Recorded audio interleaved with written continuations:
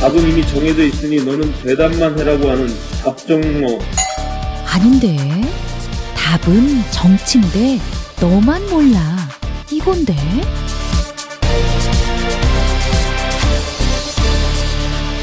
국민보좌관 김성회의 답정너.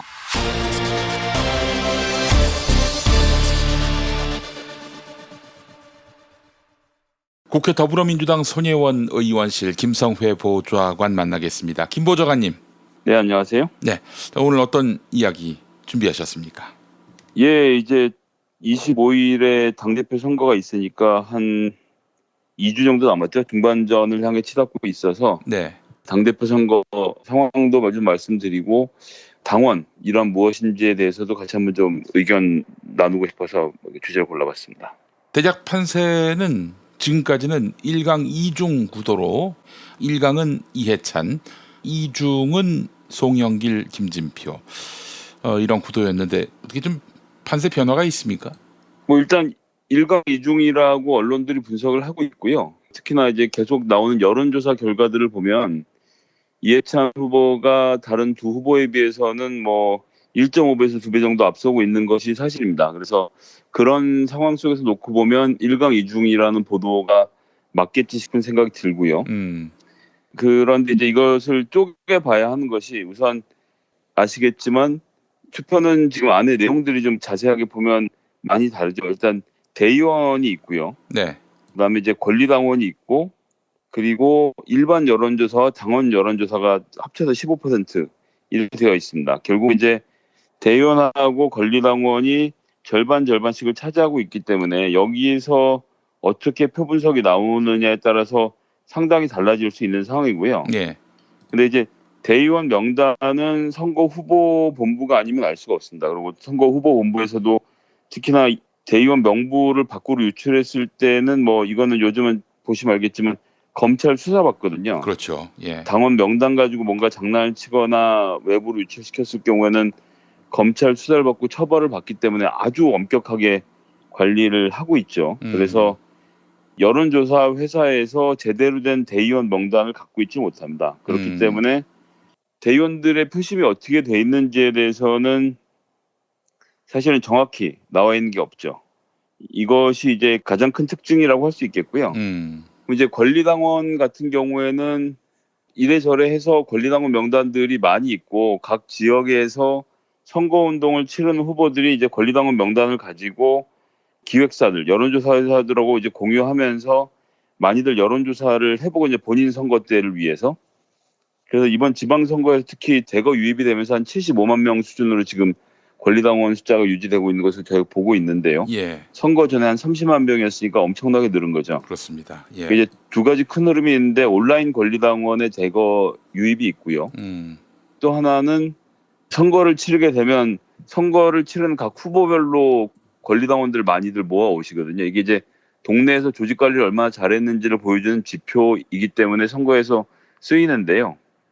그렇게 해서 들어와 있는 명단들이 많이 있습니다. 이제 차이가 있다면 온라인 권리당원은 대부분 소위 이제 핸드폰을 가지고 결제까지 해서 다 할 수 있을 만큼 굉장히 기계에 좀 밝으신 분들이고 그래서 권리당원 같은 경우는 이제 ARS로 투표를 하게 되는데 ARS 투표를 할 때 끝까지 침착하게 본인이 지지하는 후보를 잘 선택할 수 있는 분들이시고 반면에 이제 소위 페이퍼 당원이라고 하는 동네에 있는 시구위원들이 모은 권리당원 같은 경우는 아는 사람들이 좀 부탁한다 좀 도와주십시오 형님 이렇게 해서 모아온 것이기 때문에 연령대가 아무래도 상대적으로 좀 고령층이 많고요. 핸드폰을 잘 다룰 수 있는 사람과 다루지 못하는 사람이 나뉘어져 있습니다. 지금 정확한 비율은 공개는 안 되고 있지만 온라인 권리당원은 지금 한 15에서 20% 정도 보고 있고 그리고 이제 페이퍼 당원들이 있는데 그 15에서 20%는 온라인 권리당원이 저희들이 이제 경험상으로 비춰보면 투표 참여율은 2배 가까이 되기 때문에 굉장히 중요한 여론의 지표를 갖고 있거든요. 예. 근데 이제 이 직전에 했던 리얼미터 여론조사에서 2,000 샘플을 하면서 171개의 권리당원들을 잡아냈는데 이 171개의 권리당원을 돌려보니까 다른 여론조사에서는 약세를 보이던 특히나 민주당 지지자 그룹에서 약세를 보이던 김진표 후보가 이해찬 후보를 꺾고 1등으로 올라섰단 말이죠. 38%대 36%로. 네. 물론 숫자가 매우 적기 때문에 이것이 확정적이다 말할 수는 없지만 어쨌든 권리당원 사이에서 김진표 후보의 대약진은 기정사실인 것 같습니다. 예. 잘 아시겠지만 트위터도 열심히 하고 온라인 권리당원들의 목소리를 듣기 위해서 노력을 많이 하고 그런 내용들이 이제 정책적으로도 많이 반영이 되고 권리당원의 의사를 더욱 존중하고 강화하는 점 이런 점들이 좀 권리당원들 사이에서 높은 점수를 받았던 것 같고요. 대형 커뮤니티를 중심으로 김진표 후보를 지지하는 바람도 좀 일어나고 있기 때문에 이런 것들이 영향을 미치지 않았나 싶은 생각이 들고요. 안티 이재명 정서와 무관하지 않잖아요, 사실. 예, 그렇습니다. 뭐 이재명 정서도 그 한복판에 있고 송영길 후보 같은 경우는 검찰의 조사 결과 나오는 대로 처분하면 되겠다라는 입장이고 이해찬 후보 같은 경우에는 둘 다 당의 소중한 자산이고 당에서 함부로 결정할 수 있는 문제가 아니다. 당은 일단 지켜주고 그리고 검찰의 조사 결과 뭐 이런 중간의 과정들 지켜보면서 판단할 문제라고 좀 유보적인 입장을 취한 것이 이재명 지사를 두둔하는 것으로 좀 포장이 돼서 좀 여론이 악화된 측면이 있고요. 김진표 후보 같은 경우는 뭐 안 된다면 자진 탈당이든 뭐 출당이든 조치를 취해야 되지 않겠냐라고 하는 입장을 내면서 이제 지지도가 좀 바짝 오르고 있는 양상인데다가 최근에 뉴스에 나왔습니다만 삼철 회동 끝에 지지 후보를 정하지 않기로 했는데 온라인 권리당원들로부터 좀 많은 지지를 받고 있는 전해철 의원이 이제 김진표 의원에 대해서 사실상 지지 선언을 하면서 이것들이 또 이제 큰 바람을 타게 되지 않을까라고 좀 보고 있는 상황입니다. 권리당원은 그런데 대의원 표심은 어떻습니까? 그래서 이제 여기서 좀 하나 말씀드리고 싶은 것이 권리당원이 40%고 대의원이 45%거든요. 근데 권리당원은 70만 명이고 대의원은 17,000명 정도 되는 거죠. 근데 17,000명 중에서 25일에 있을 전당대회 현장에 올라오는 사람들, 뭐 경험적으로 봤을 때 12,000, 13,000명 정도가 될 것 같은데 이 사람들이 직접 투표하는 표심이 45% 그리고 권리당원 70만 명이 ARS를 하는 것이 40%에서 권리당원의 표심이 너무 작게 잡히는 것 아니냐라는 불만이 제기되고 있죠. 예. 그런데 이제 지난번에 이제 권리당원 50%랑 여론조사 50% 했을 때 권리당원하고 여론조사를 반반씩 잡는 것도 문제가 있지 않느냐는 얘기가 쭉 있었는데 이게 좀 변해온 과정을 놓고 보면 2012년 대선 때까지만 하더라도 문재인 캠프에 당 캠프하고 시민 캠프 두 개가 별도로 존재했거든요. 예, 예. 그러니까 이제 정서상 노무현 문재인은 지지하지만 민주당하고 같이 할 생각은 없다라는 생각을 했던 분들이 많았는데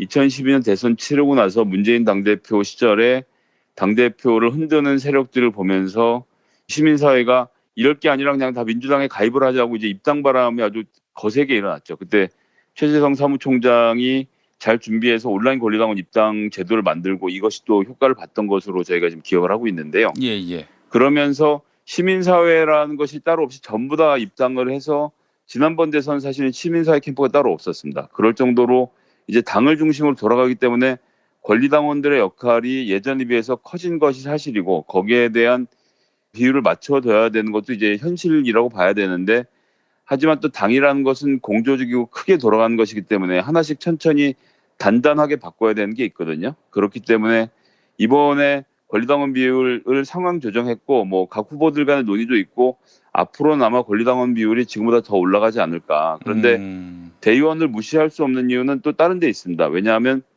호남 지역 같은 경우는 권리당원 숫자가 굉장히 많거든요. 그리고 이제 서울에서 하고 있는 권리당원 같은 경우에도 많은 사람들이 호남 출신의 권리당원들이 있는 것이 사실입니다. 아직도 민주당 기본 뿌리가 호남에 있기 때문에 네. 호남을 고향으로 한 서울에 사시는 분들이 정치를 많이 하고 있고 뭐 조선일보가 25개 구청 중에 19개 구청장이 호남 출신이라고 비아냥되는 기사를 다들 기억을 하실 텐데요. 국민들이 뽑은 것을 가지고 고향을 시비 삼는 것은 진짜 말 같지도 않은 기사지만 여하튼 호남세가 있다는 것은 사실이거든요. 예. 그렇기 때문에 권리당원 중심으로 갔을 때는 호남의 민심이 과대표되는 경향이 있습니다. 온라인 권리당원의 입장에서 봤을 때는 권리당원의 권리가 강화되어야 한다고 생각하실 수 있지만 지금 경북 이런 데는 사실 권리당원 모집하기도 어렵고 당원 조직도 잘 없는 상태였는데 이번에 보시면 알겠지만 대구만 해도 50여 명 가까운 기초 광역 의원이 탄생을 했습니다. 예. 이런 과정을 통해서 이제 이런 분들이 풀불처럼 움직여서 동네에서 권리당원들 앞으로 모아오겠지만 지금까지 이게 부족한 게 사실이거든요.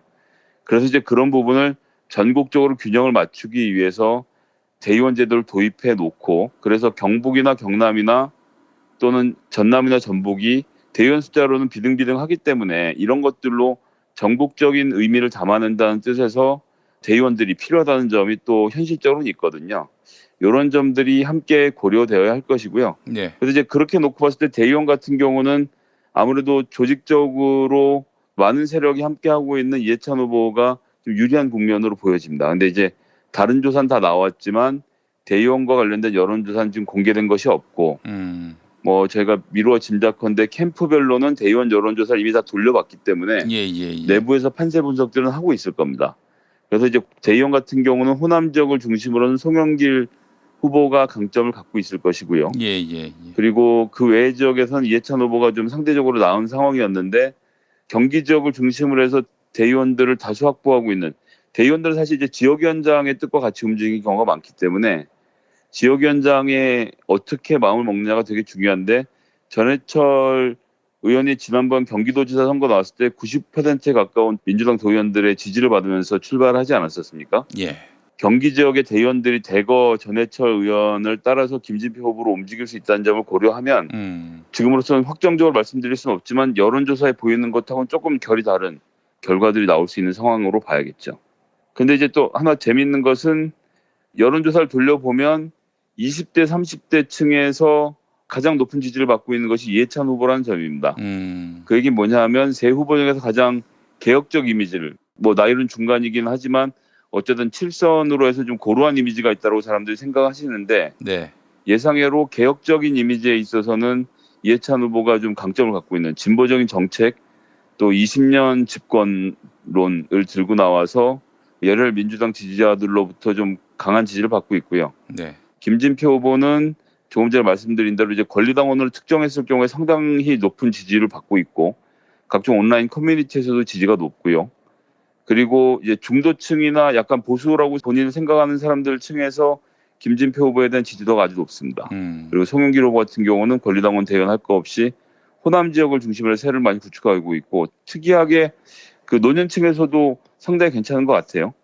그런 상태라서 시작할 땐 사실 1강 2약으로 봐도 무방한 상태였는데 예. 지금은 그런 식으로 단순하게 판세를 분석하기 어려운 상태로 좀 온 것 같습니다. 예. 민주당 지지율이 많이 빠지고 있어요. 누가 대표가 되더라도 이 지지율을 복원시키는 것. 뭐 그것이 결국 문재인 대통령 지지율을 다시 회복시키는 그 길 아니겠습니까? 그런 역할을 담당할 민주당 대표 누가 될지 이제 보름 남았습니다. 뭐 나이 말씀하셨는데 제가 봤을 때 세 분한테 좋은 얘기일 수도 있고 듣기 불편한 얘기일 수도 있는데 세 분 다 나이 차이가 없어 보여요. 아 그런가요? 나이 차이가 없어 보여요. 뭐 누가 젊다, 누가 늙었다, 뭐 이런 생각이 안 들어요. 다 비슷합니다. 송영길 의원 같은 경우 사실 젊은 나이라고 할 수는 없고 386 이후의 세대가 정치권으로 진입을 하지 못하는 현상이 좀 한 20년 가까이 지속이 되면서 아직도 개혁과 젊은 이미지를 386들이 갖고 있는데 사실 그런 점은 좀 고쳐졌어야 했죠. 이해찬 의원 같은 경우는 본인 재선 3선 할 때 386들 영입하고 본인 35살이 되고 40대, 30대 정치인들 영입시켰던 거 아닙니까? 그러면 사실 좀 아쉬운 점은 좀 계속 말씀드립니다만 386 의원들이 40대 때 의원이 됐을 때 아니면 뭐 지금이라도 마찬가지인데 다시 30대, 40대 정치인들을 좀 영입하는 데 힘써줬어야 했는데 아직까지 좀 그런 모습이 안 보였던 것은 좀 아쉽고 그래서 이제 세대 교체라는 것이 인위적으로 어떤 수장의 나이가 바뀐다서 되는 문제가 아니라 그 그룹 내 젊은 사람들이 얼마나 더 활발하게 움직일 수 있는가를 놓고 봐야 하는 측면이 있는데요. 하여튼 그런 것들에 대해서 좀 여러 가지로 고려를 해주셨으면 좋겠고요. 여간에 이번 선거를 치르면서 제가 느끼는 가장 큰 특징 중에 하나는 온라인 커뮤니티, 온라인 권리당원, 그리고 권리당원의 힘이 예전에 비해서 비약적으로 강화됐고 이것이 실제 표심으로 움직이고 있다는 점. 그래서 각 후보 진영이 여기에 대해서 대책 마련을 하느라고 아주 고생들을 하고 있다는 점을 좀 특이하게 보고 있고요. 그렇기 때문에 이제 점점 더 목소리가 전해지는 구조가 된다고 봅니다. 그래서 저는 이건 좋은 형태의 발전이라고 보고 그래서 앞으로 이제 권리당원들의 권리를 어떻게 강화할 것인가에 대한 논의들도 많이 이루어지고 있는데요. 지금까지 좀 실질적이지 못했던 대책들이 강화될 수 있는 계기가 이번에 되는 것 같아서 기대가 큰 편입니다. 네. 커뮤니티의 의견들에 과연 진정한 민주당 당원들의 뜻만 있는 것인가? 또 이렇게 의구심을 갖는 분도 있고요. 네네. 알겠습니다. 자, 다음 이야기는 또 뭐가 있습니까? 국민연금 관련돼서 왈가왈부 얘기가 많습니다. 그래서 국민연금을 고친다는 이야기가 나오면서 국민들이 이제 들끓기 시작을 했죠. 국민연금을 고친다고 하면 주로는 국민연금을 올리는 방향으로 혜택이 적어지는 방향으로 자꾸 논의가 될 가능성이 높기 때문에 뭐 고갈될 시기가 앞당겨지고 있다고 이야기가 나오더군요. 네, 그것부터 시작해서 뭐 더 많이 내야 되고 62세까지 내야 되고 뭐 상한선도 올리고 뭐 4% 정도 인상을 해야 되고 수령 시기를 늦추고 뭐 이런 얘기들이 나오면서 국민들의 분노가 폭발을 하고 있는데요. 여기서 좀 정확히 봐주셔야 되는 것은 국민연금에 대한 이야기는 지금 정해진 것이 없다. 정부안은 나온 것이 없습니다. 정부는 지금 각종 위원회에다가 한번 안을 만들어 달라고 지금 제안을 해놓고 여론을 수렴하는 기간이고요. 그 여론을 수렴하는 과정에서 각 위원회가, 각 전문가들이 자기 입장을 내놓고 있는 상태인 겁니다. 그런데 이것이 이제 막 특종인 양 계속 지금 보도가 되는 것. 예를 들어서 조선일보는 국민연금 보험료 20년 만에 올린다. 뭐 이제 중앙일보는 국민연금 기금 57년이면 바닥. 보험료 조정 논의 서두를 때, 뭐 한국일보 국민연금 보험률 최소 4% 인상한 유력. 뭐 이제 이런 얘기들이 나오고 있는데 그 관련한 기사에는 이재용 이름은 거론 안 됩니까? 그 저기 국민연금 고갈시키는데 큰 일조를 했던 그런 분 아니겠습니까? 예, 국민연금을 갖고 이재용이 장난친 것은 이제 사법적 처벌을 전 앞으로 받을 것이라고 보고요. 뭐 그 얘기 잠깐 드리고 지나가면 정부가 삼성과 교류를 하는 과정에서 이것을 보면서 이재용의 판결에 영향을 미칠 거라고 생각하시는 분들이 계신데 저는 이게 정말 어이없다는 생각이 드는 게 네. 문재인 대통령은 삼권 분립을 지키는 대통령입니다. 법원행정처나 대법원장으로부터 무슨 보고를 받는 대통령이 아니기 때문에 경제적인 문제에 있어서 필요한 부분들을 삼성과 협의하는 것이고요.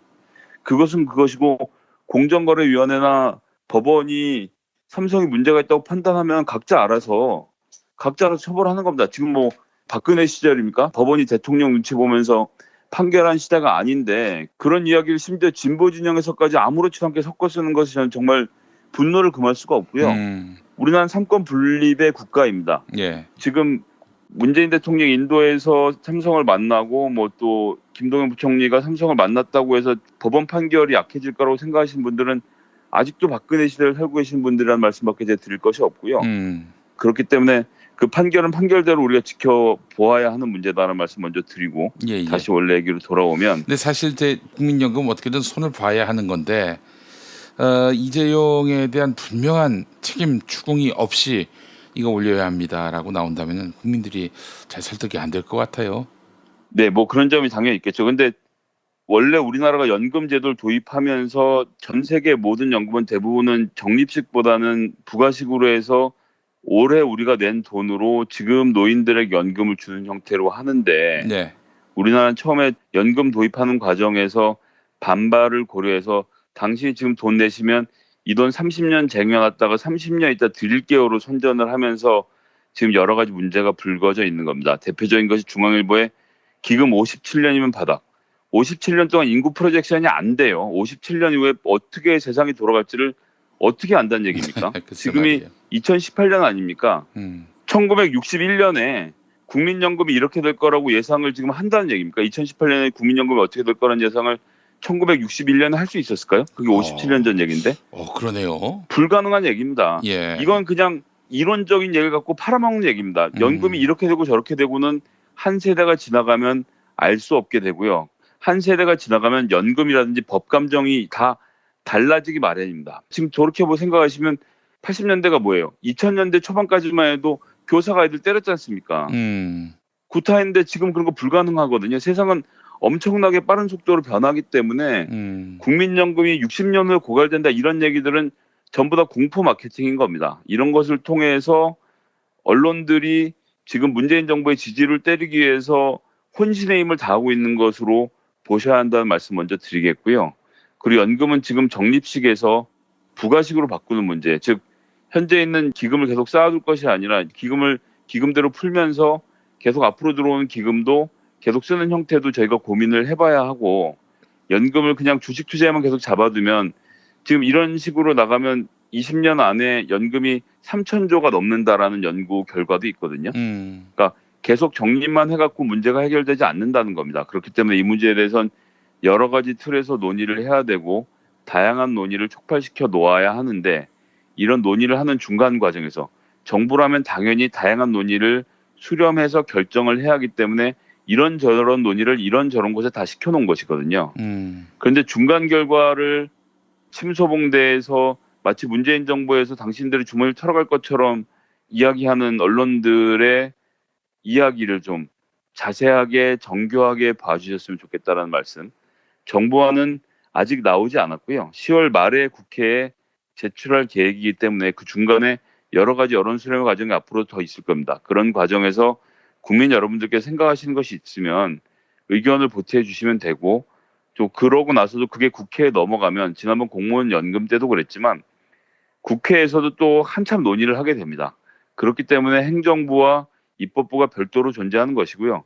그런 과정을 통해서 국민들 모두가 납득할 수 있는 안으로 조정되도록 최선의 노력을 다할 것이기 때문에 지금 이야기가 나온 것만 가지고 문재인 정부를 비판하거나 욕하는 기보다는 국민연금에 무슨 문제가 있고 어떻게 하면 나아질까에 대해서 함께 좀 고민해 주시는 풍토를 만들어 주셨으면 좋겠고 자꾸 옳은다는 얘기만 하는 언론들은 언론 나름대로의 속셈이 있다는 점을 꼭 좀 같이 봐주셨으면 하는 바람을 전해드리겠습니다.